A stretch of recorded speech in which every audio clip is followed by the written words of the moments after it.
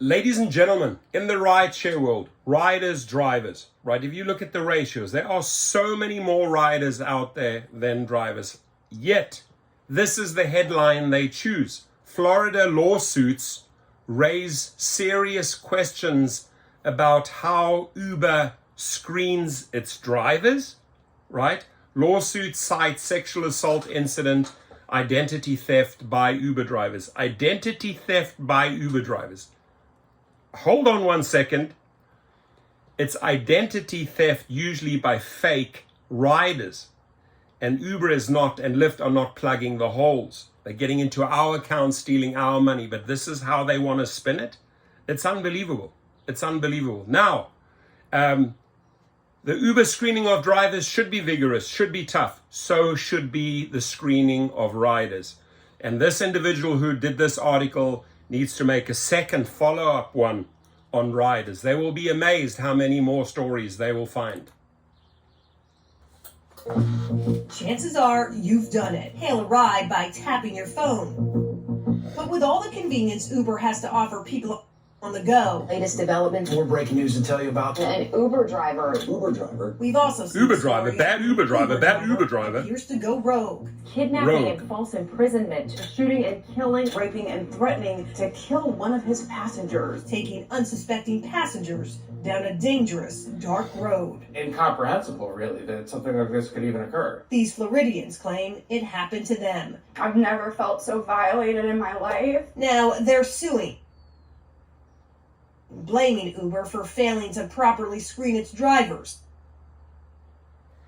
allowing criminals behind the wheel. I feel like I lost a piece of myself. This young woman, who asked us to only identify her as Grace, says she was raped by an Uber driver with a criminal past. I would never want anybody else to go through what I went through.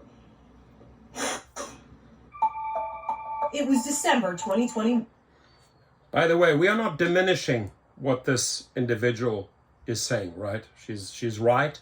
There are a few sour apples driving out there taking advantage. But if you had to just start calculating how many, for example, how many women, how many female drivers are subjected to this type of behavior, and men, right? I will assure you, if you measure up how many drivers are sexually assaulting riders versus how many riders are sexually assaulting and harassing drivers,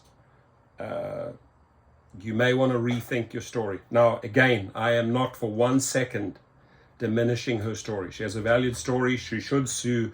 That driver needs to be kicked off the platform and he needs to pay the price, right?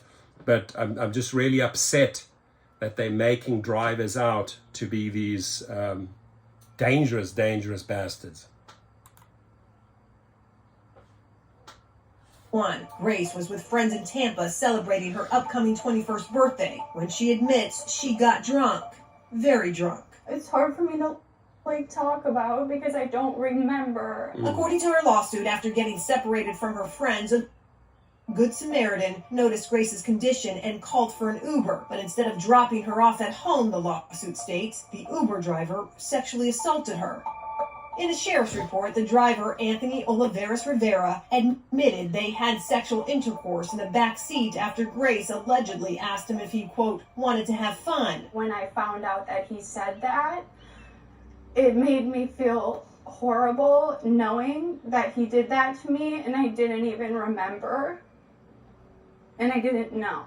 And while her accuser remains in jail after pleading not guilty to sexual battery charges in this case, the lawsuit cites records that raise serious questions over how and why Uber would ever allow Rivera to be a driver, trusted alone with passengers. According to the lawsuit, his history includes serious run-ins with the law that date back more than 20 years, with a felony conviction for drug possession and a first-degree robbery in 2002. That's not all. Records show the man Uber approved to be a driver has a long list of driving violations: running a stop sign, speeding, careless driving, his driver's license suspended multiple times before the night he met Grace. who in their right mind would hire someone with this type of history. Andrea Lewis is Grace's attorney. Uber goes out of its way to advise passengers and all of us, right, that they do have thorough background checks, drivers' criminal history, drivers' driving history, and any violations that they may have. Yet someone like this can be employed by Uber, and it's mind-boggling. On its website, Uber devotes multiple pages to what it describes as its multi-step safety screening process, a way of flagging prospective drivers with problem pass.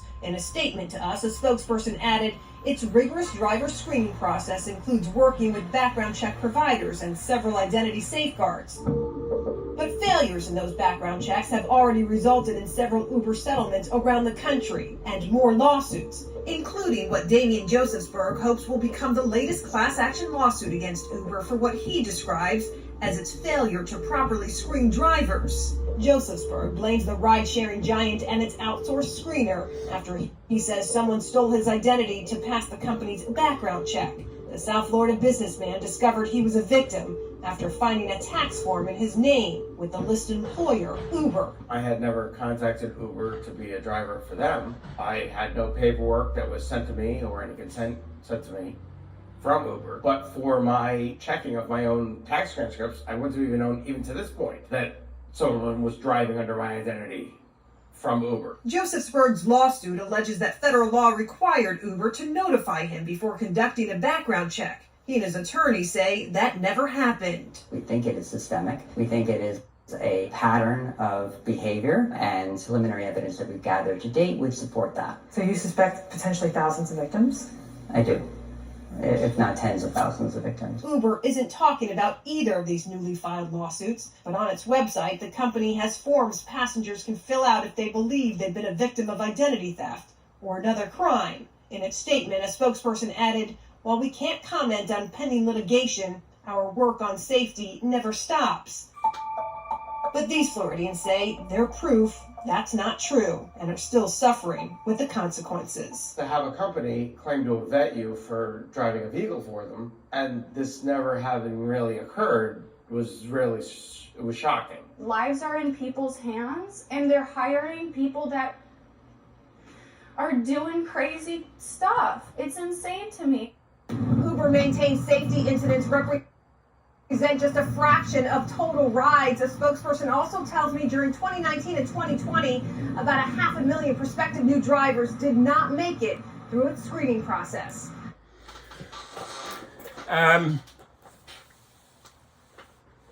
We need to do a follow-up story here, and I'm just reaching out to this ABC Action News. Absolutely, you have the right to report on this and this one individual here and a few others that stepped forward like the other guy. But let's start with screening the riders. And I'll tell you something, so many problems would end, right? So many stories in the media would end. And yes, Uber can do a better job vetting drivers, but they really need to start vetting riders as well. Thank you, and leave your comments, please. Shout out to our sponsors, gigrocket.com. If you got wrongfully deactivated, go to gigrocket.com and go to legalrideshare.com if you have been in an accident. Have a great one. Your comments, please.